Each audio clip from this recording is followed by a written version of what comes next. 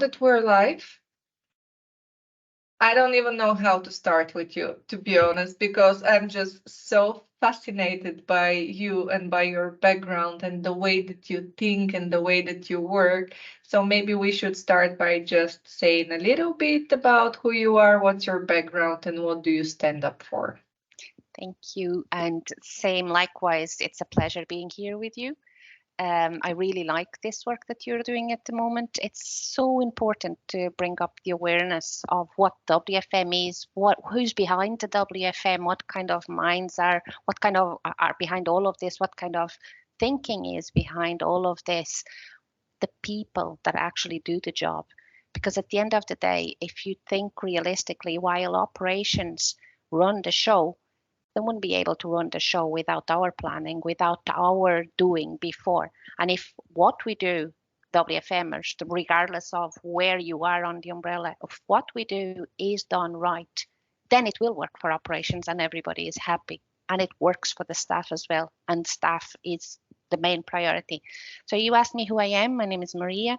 I work in WFM for well over 10 years. Actually, I always say as a joke that I work in WFM before WFM. At least I didn't know what WFM was. I think I kind of started working on it before it was invented even.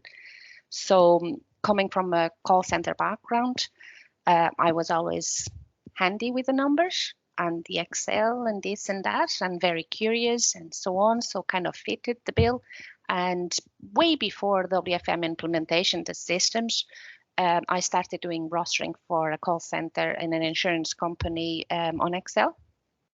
So there was somebody else doing the job. The person went on maternity leave and I took over the job. That's how I end up on this.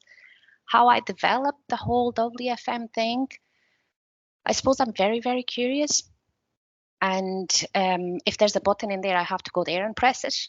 So there was a lot of buttons and a lot of things, and I just started growing and growing and growing. So starting from Excel, doing rotas for a call center for breaks, lunches, time off management, then sickness, shrinkage, and all that kind of stuff. I started all of that on my own and developed a lot of YouTube, a lot of research. Well, there wasn't even YouTube at the time. A lot of online research, a lot of common sense, a lot of everything, and self-development mostly. Then years went by, the company decided to invest and we got Verint. So I went through my first implementation with Verint, which I'm very, very privileged with that because that was a fantastic experience. And Verint being Verint, I will always be a Verint head because of that. So that was my very first implementation and exposure to the WFM system world. And time grows and I started becoming very much into working into data science, data processing, analytics. I suppose that's how I end up where I am today. As I mentioned, I'm so fascinated by you, and there is a lot to discuss. I just want to make a note that Verint is not sponsoring this episode, but if you guys from Verint are open to it, I'm here. We are here. Just reach out. I am not, on the same note, I am not being paid by Verint. Very important to mention. One thing that I have noticed about you is that you mentioned you're very handy with numbers, and I know that you really like numbers, but I have noticed that you're more passionate about people. And I think this is an aspect that is often underestimated in the workforce management roles, which is how we ended up talking about real-time and schedule adherence and sometimes operational goals that translates monitoring schedule adherence as stalking almost. And I know it's a very uncomfortable term, but speaking with agents, speaking with real-time analysts, speaking with a lot of planners, we do know that this thing happens. So what is your view on schedule adherence, the monitoring, and how it should be managed? Yes, so you're poking a big sore in there, big sore. So within the WFM, the only way I can describe it, and I suppose your audience are all WFMers, so it's easy to explain this, but for anyone that is not a WFMer or such, within the WFM umbrella, I always look at it as an umbrella, and within it, you have, it's almost like HR in practice. So you have your planning, you have your scheduling, you have your people management, you have all those little branches within the WFM. Scheduling is extremely important. The system itself, the WFM system, the choosing of the system is extremely important.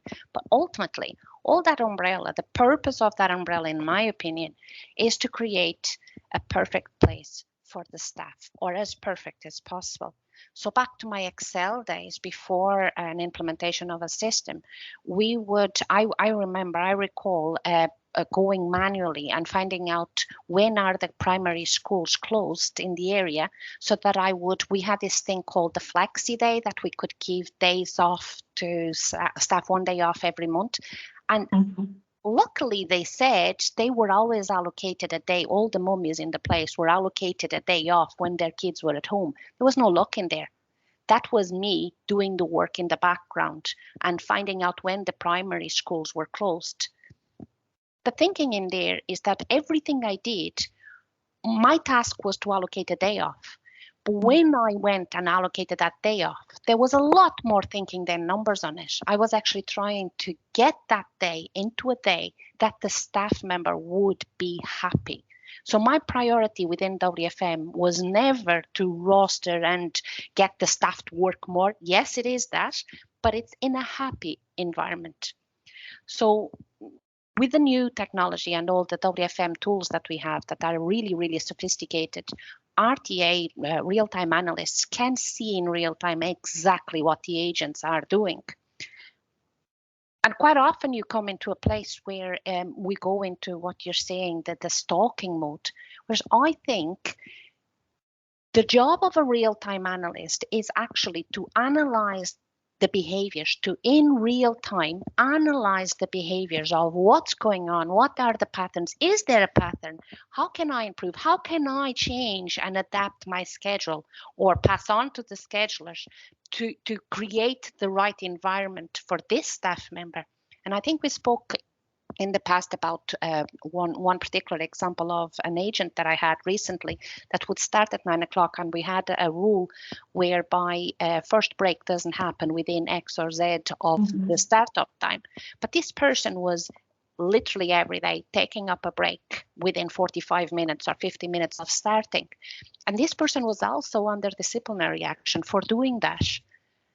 And that's the operational side, because theoretically, this person was not adherent to schedule. From the RTA point of view, what I would expect of the role is to identify those cases and go back and actually see, is there a pattern? And then operations can address that with the person, but not address that with the person in a sense that you're not following your schedule or adherent schedule, but what can we do within the scheduling to create the environment so that you don't have to do that?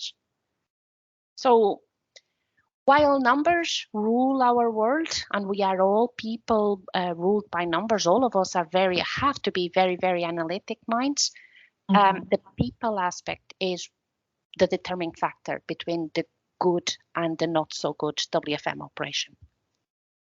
I fully agree with you. And for me, it can be very uncomfortable conversation because ultimately we want people to do their job and to do it in the best possible way.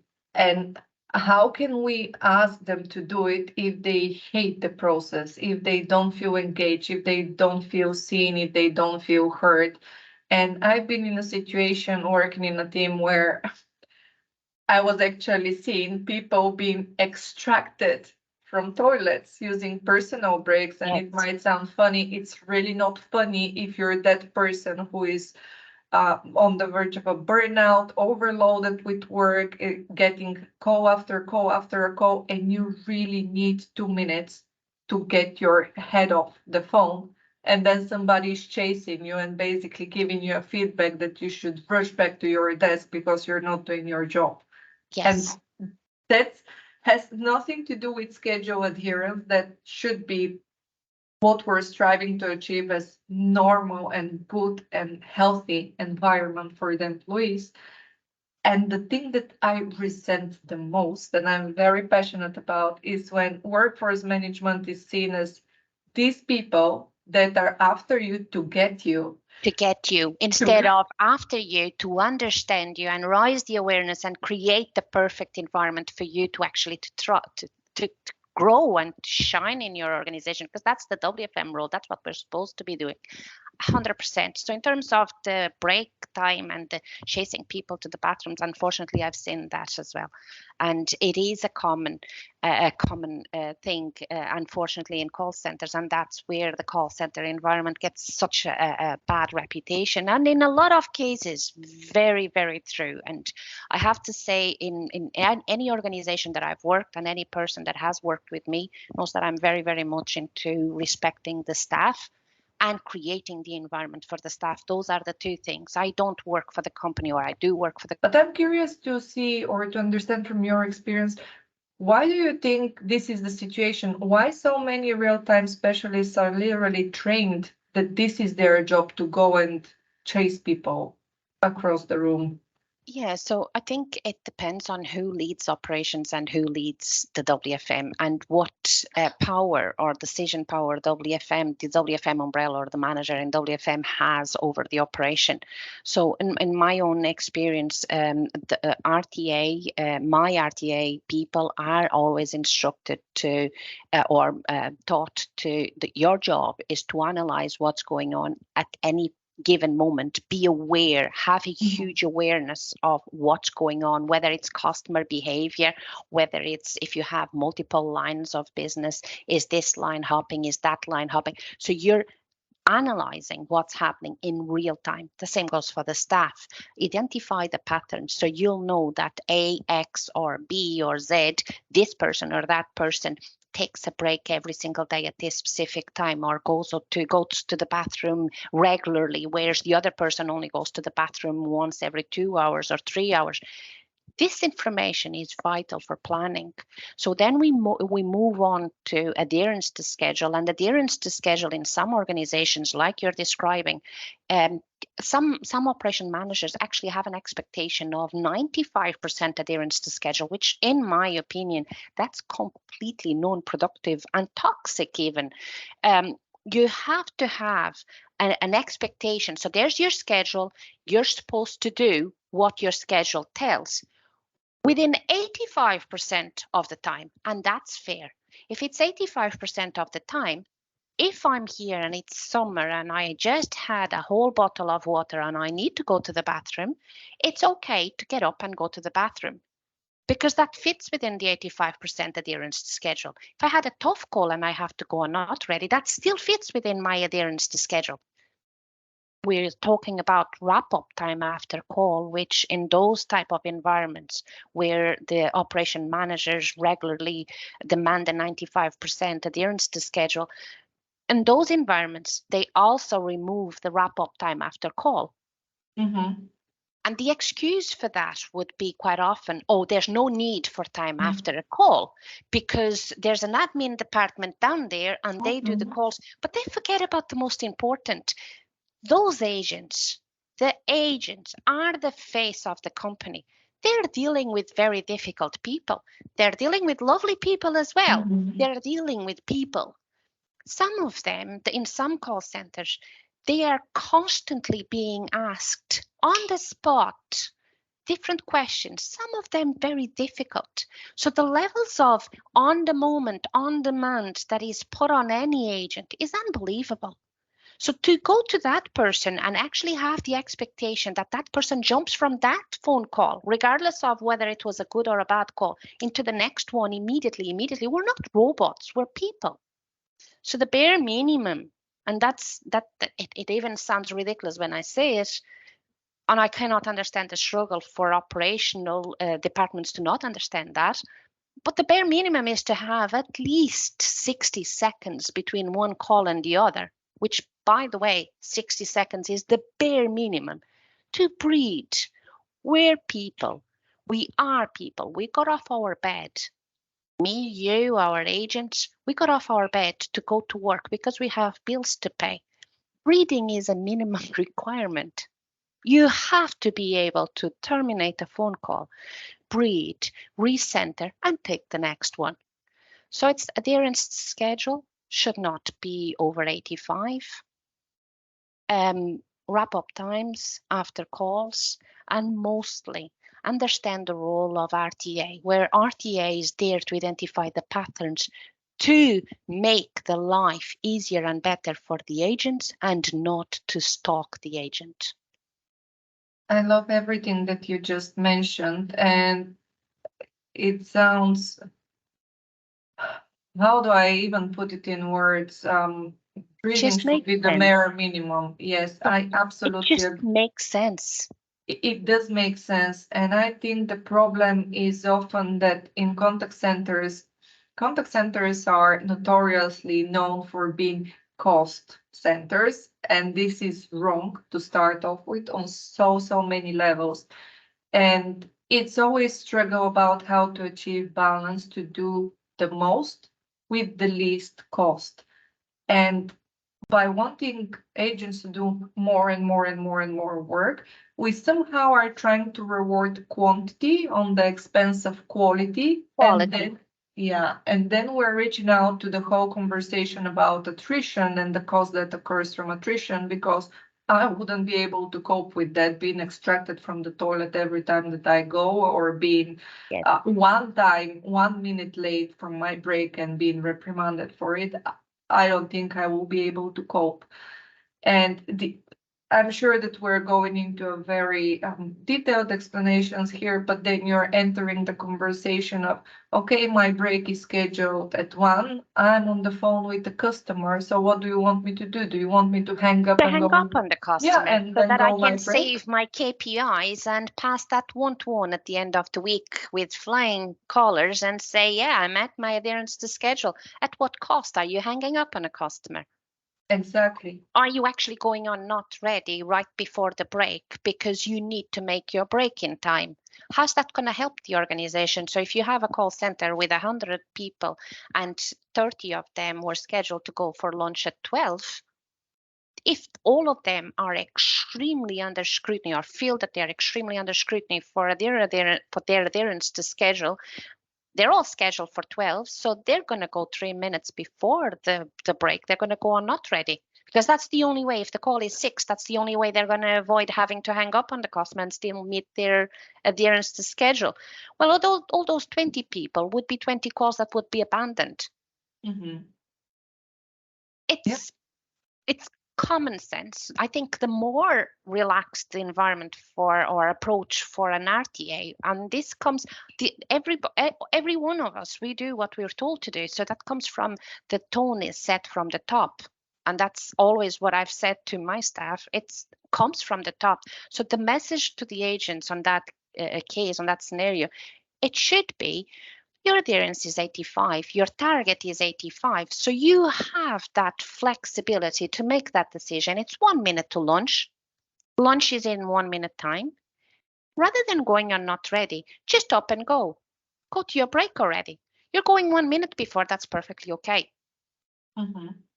What would be the cost of not making that decision? So going that way, you have 1 minute out of adherence. But the other way around, they would go on not ready, which is a non-productive shrinkage activity, and they would sit in there possibly for 3 or 4 minutes. So which one from operations do you want to have? Do you want to have that level of flexibility that you treat people as humans and respectfully, and they have the power of decision within their role to control their schedule and manage their schedule? Or do you want to go strict as 95% adherence to schedule? It's not doable. Therefore, you're going to have to deal with a backlash, which is much worse. That's always my thinking. And I fully subscribe to what you just mentioned. And I also love the practical advice that you're giving, including the targets maybe from schedule adherence or how to tackle different situations.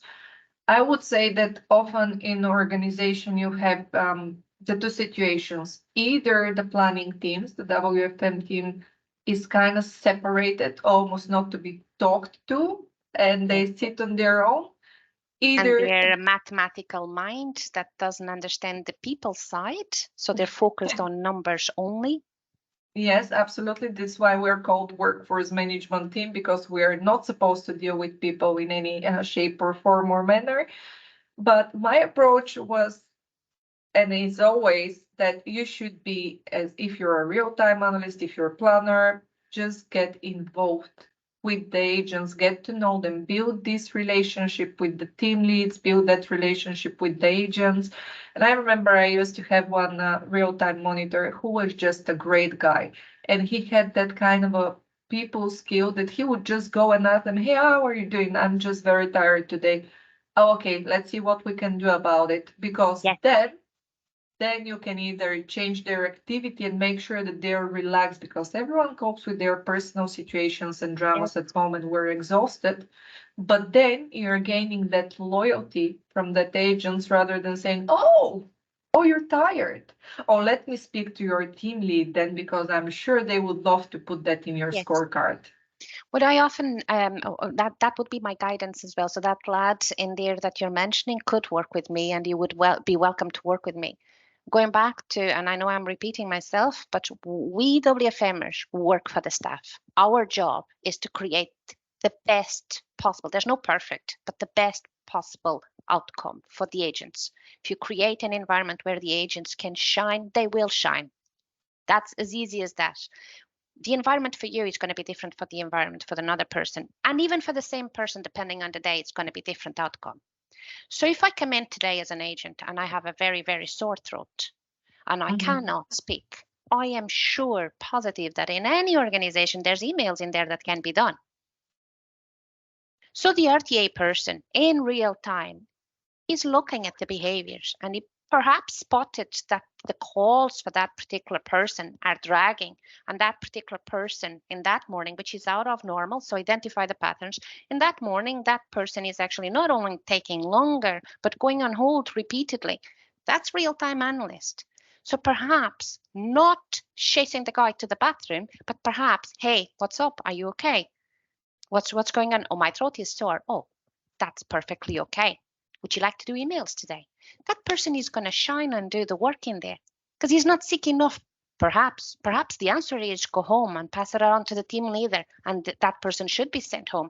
But assuming that that person is actually okay physically, other than not having a voice or struggling with a voice, that person could be doing emails all day where voice is not needed. And emails need to be handled. Somebody has to do it. That level is what makes WFM special. We are analytic, but we are also people.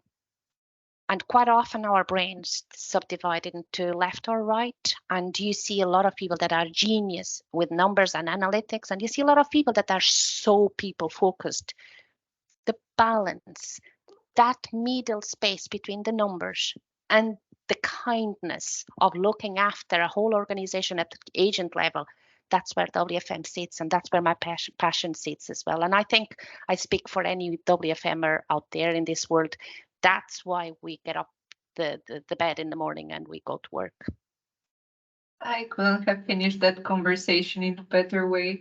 And thank you so much for this discussion. It's absolute pleasure. I can listen to you for hours and hours and Thank hours. you. So I hope you take me on my invitation to continue the conversation for another recording and go in different Absolutely. directions. You And absolutely, it's a pleasure. I'm very, very passionate about WFM. I believe we're making a difference in all this call center worlds that we live. There's these big organizations, big targets, big KPIs, big everything. But behind all of that, there's a person.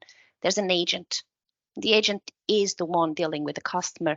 That person has to be protected. That's our job. perfect. Thank you so much for this conversation. Thank you.